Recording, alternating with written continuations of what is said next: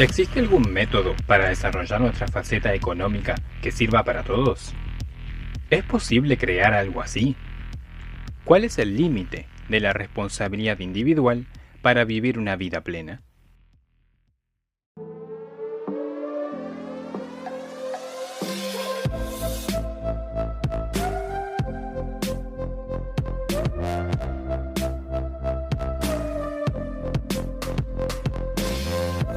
Mi nombre es Noy Noison y te doy la bienvenida al podcast de Reverse Thinking, que me gusta traducirlo como pensamiento inverso, en donde busco construir una comunidad de personas dedicadas a aprender. Sobre todo, aprender dos cosas principales.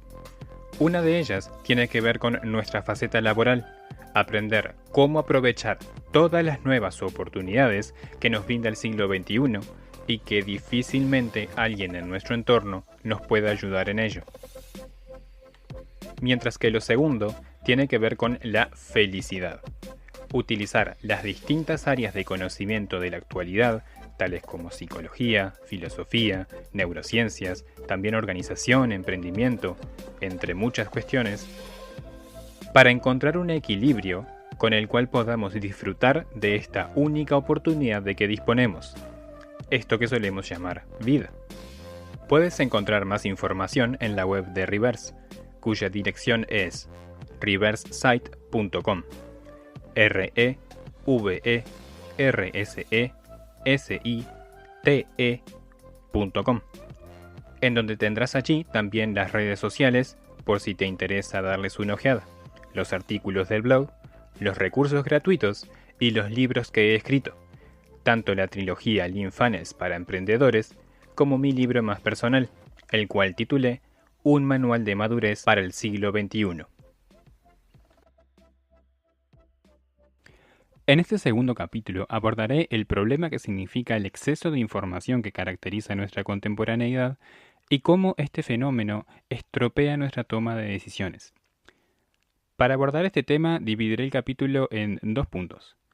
Primero, la mala información y las malas intenciones. Y segundo, opiniones y toma de decisiones.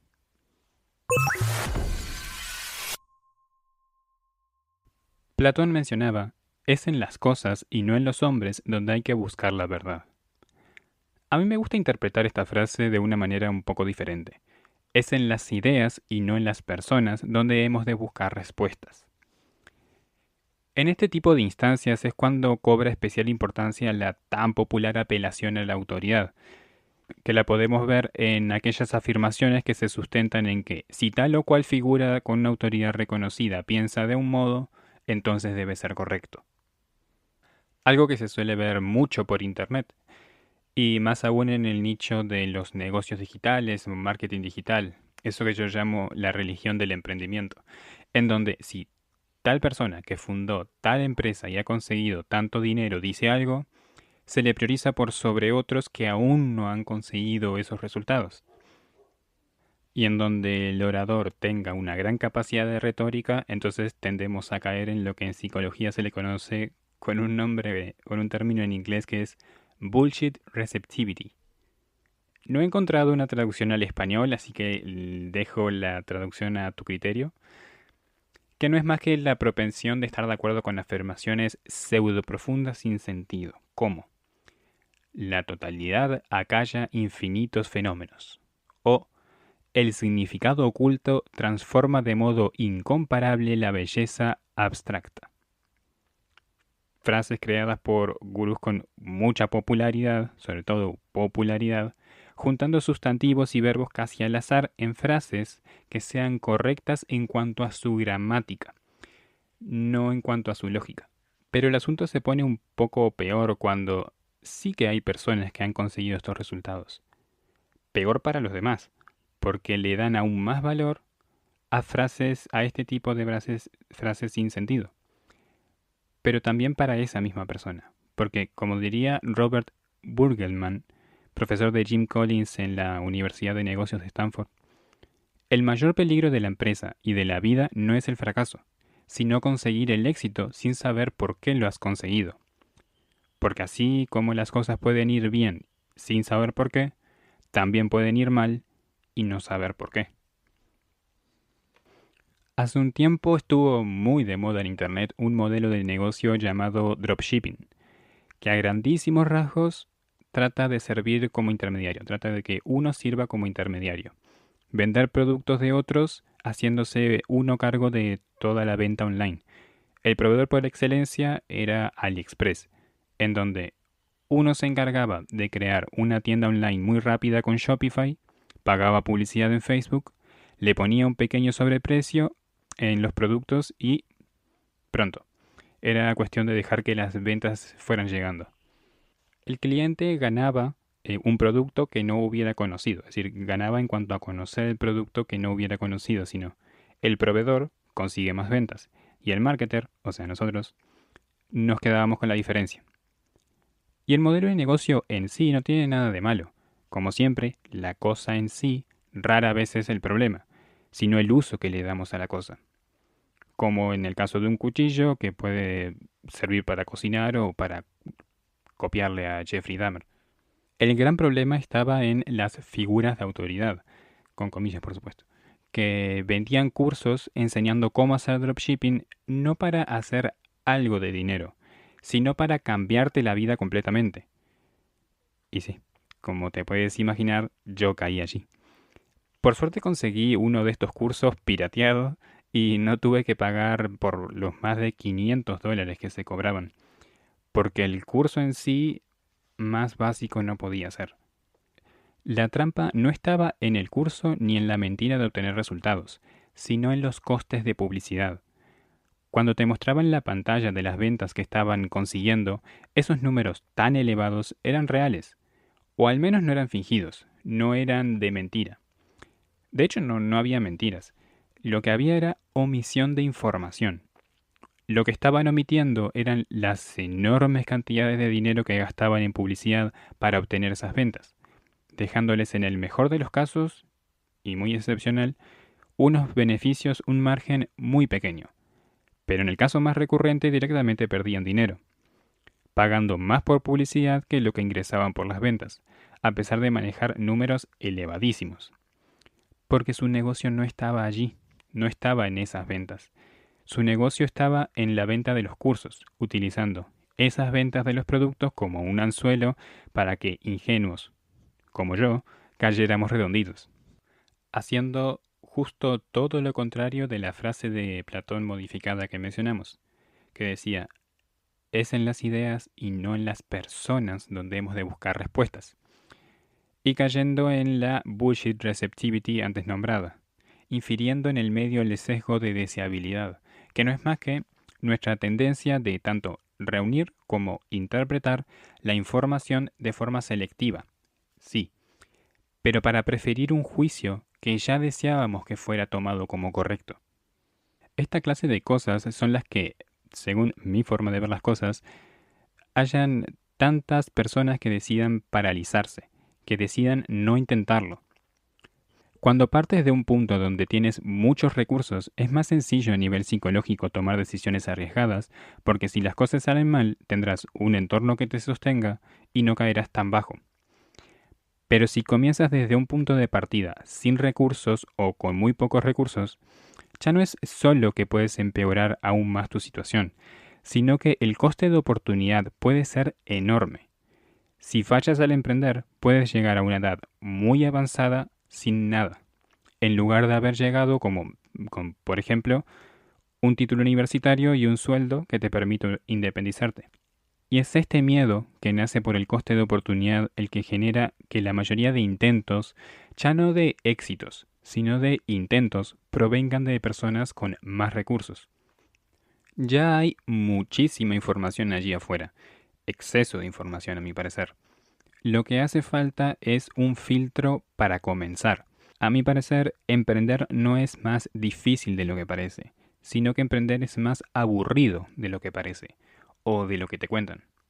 Y este perfil de personas que llegan con ofertas tan tentadoras, con tanta retórica para vender, pero, sobre todo, con, entre comillas, resultados sobre la mesa, son los que representan el mayor de los peligros. Porque justamente son estos, entre comillas, resultados sobre la mesa los que por efecto halo nos hacen preferirlos a ellos por sobre a otros, brindándonos justificaciones racionales para sentirnos mejor con nuestras decisiones. El efecto halo no es más que cuando un elemento de una persona lo generalizamos a la persona en sí. Esto se suele ver con el ejemplo de la belleza, como cuando nos gusta una persona, esa característica suele distorsionar nuestra perspectiva con respecto a otras facetas. En este caso puntual son esos, entre comillas, resultados sobre la mesa, los que hace que veamos todas las banderas rojas que esa persona deja ver, pero que los veamos como meros detalles y los hacemos a un lado. A final de cuentas, escogemos por emoción y justificamos por lógica.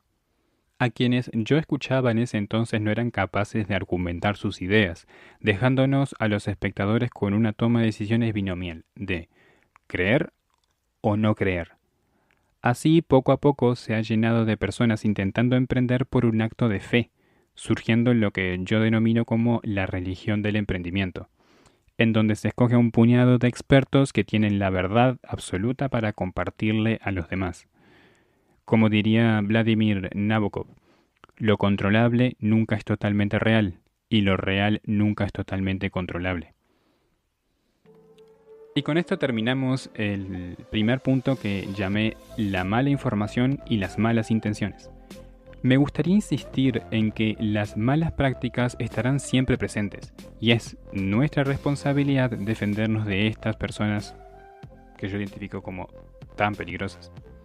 Por eso, si cuentas con alguna anécdota que te gustaría compartir a la comunidad de Reverse, puedes compartirla a través de redes sociales, especialmente Instagram, o mediante mail, escribiendo a contacto@reversesite.com o al blog de Reverse en la web de reversesite.com. Ahora pasemos al segundo punto que me gustaría abordar, el cual llamé opiniones y toma de decisiones. En 2004, Barry Schwartz publicó un libro llamado La paradoja de elegir, libro que gira en torno a un concepto psicológico de más o menos el mismo nombre, la paradoja de la elección. La paradoja de la elección nos dice que nos sentimos menos satisfechos con las decisiones que tomamos cuantas más alternativas hayan para elegir. Intuitivamente tendemos a pensar que mientras más opciones, mejor. Y quizás visto desde una perspectiva racional pueda ser así, pero desde una perspectiva emocional no. Y es que a la hora de comenzar un proyecto siempre habrán más cosas que deben hacerse que las que podemos hacer ahora mismo.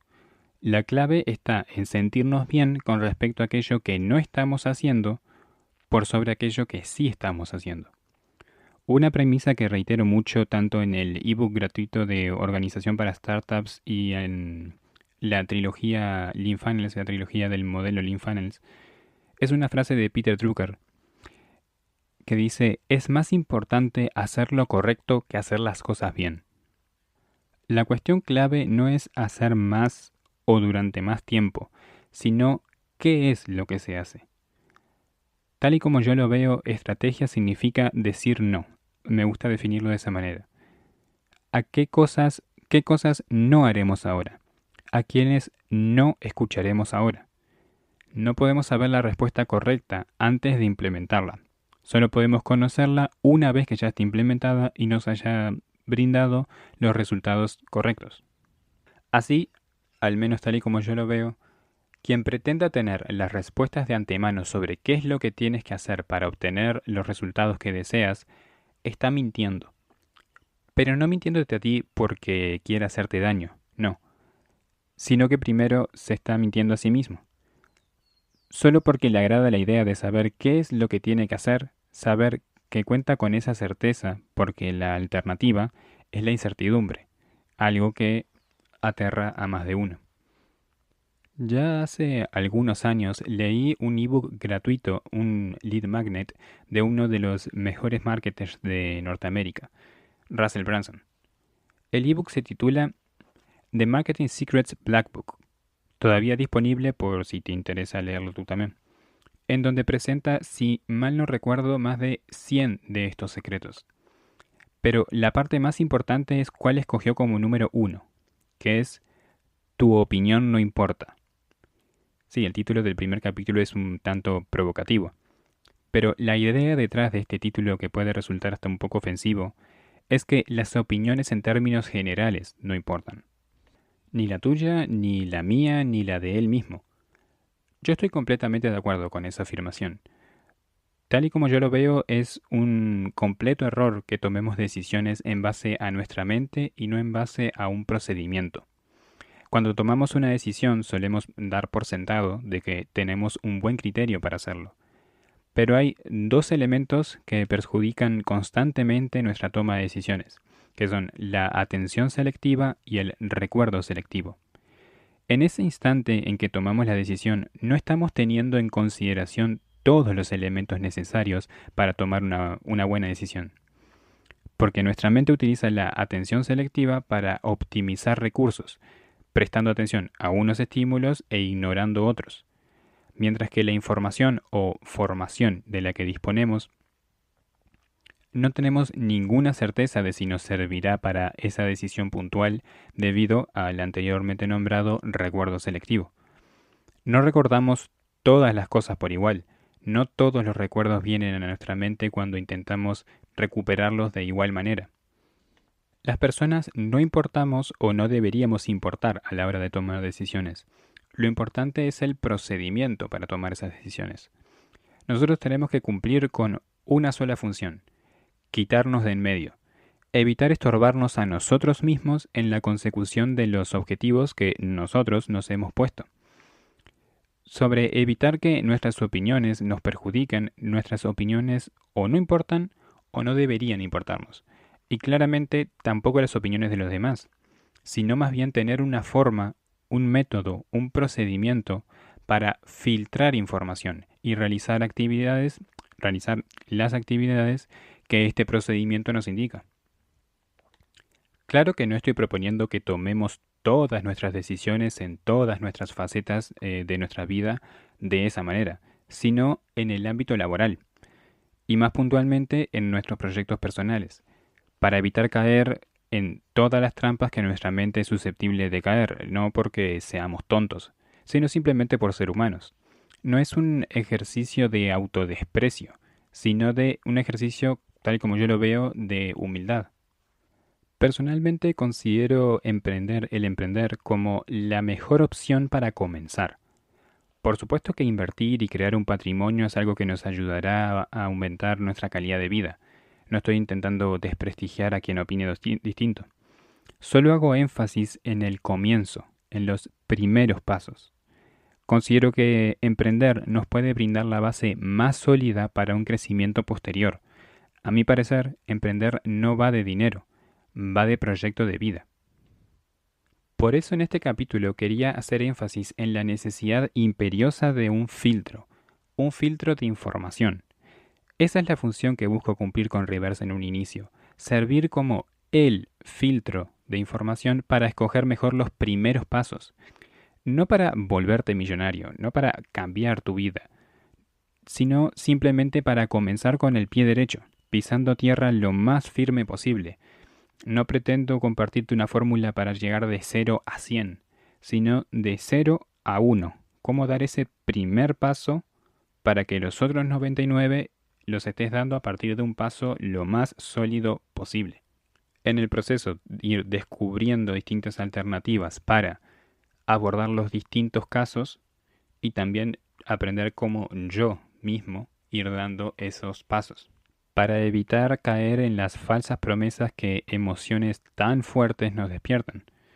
Porque cuando hay emociones implicadas, las conclusiones tienden a predominar por sobre los argumentos.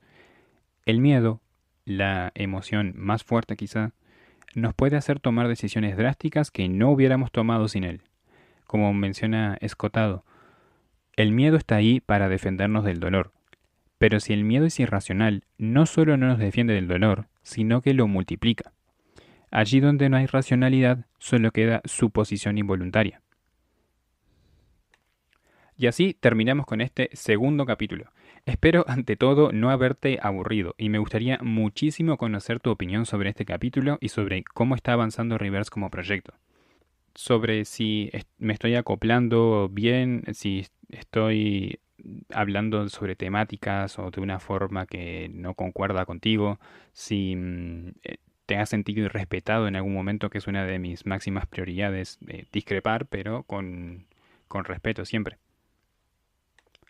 A todos nos ha pasado al menos una vez que hacemos planes muy elaborados solo para no cumplir con los plazos que nosotros mismos nos hemos impuesto. Y hasta cierto punto casi que es inevitable. Tanto que se le denominó como falacia de la planificación dentro del ámbito de la psicología, que no es más que otro sesgo psicológico que nos hace estimar que precisaremos menos tiempo para completar un proyecto del que realmente terminamos por necesitar.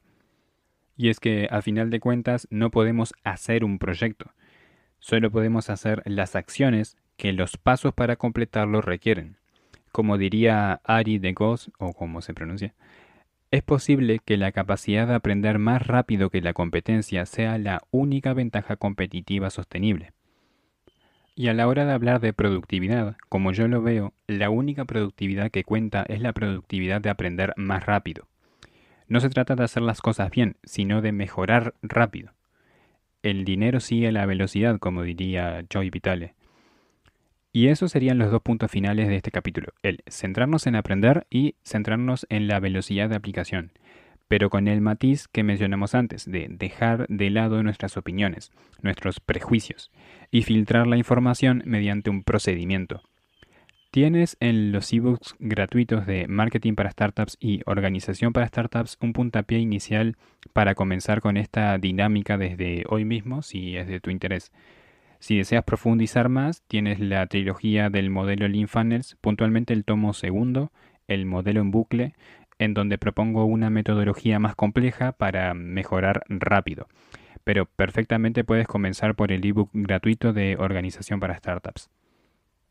Para despedirme de este capítulo, me gustaría hacerlo con una de las ideas que más rechazo suele generar cuando la comparto, y es la de que el emprendedor no es el protagonista del emprendimiento. Como diría Sam Walton, el fundador de nada más y nada menos que Walmart, hay un único jefe, el cliente, y es capaz de despedir a todo el personal de la empresa, desde el más alto cargo hasta el último de la fila, solo con gastarse su dinero en otra parte. En el próximo capítulo abordaremos el tema de la responsabilidad individual con el título de Una gran responsabilidad conlleva un gran poder.